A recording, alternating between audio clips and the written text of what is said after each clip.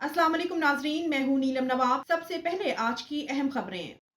खबर शामिल करते हैं सियालकोट से स्कॉलर न्यूज के ब्यूरो चीफ मोहम्मद नदीम की रिपोर्ट के मुताबिक मनहाज वेलफेयर फाउंडेशन सियालकोट का आइन मिलकर भूख मिटाएं स्लोगन के साथ रायती दस्तरखान का सिलसिला जारी है। सियालकोट पुल एक नेकापुरा के मुकाम पर मनहाज वेलफेयर फाउंडेशन सियालकोट की जानब से रायती दस्तरखान के एक और कार्ड का इफ्तिताह कर दिया गया है।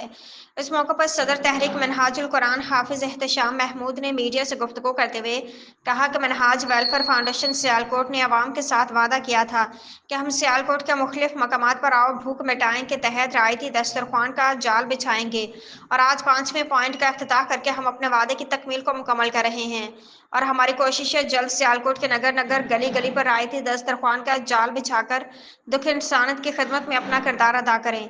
हमारी मुखिर हजरात से भी अपील है कि इस कार खैर में अपना हिस्सा डालकर शहर सियालकोट में मुतवस्सित तबके की खिदमत करके अल्लाह ताला की खुशनुदी हासिल करें।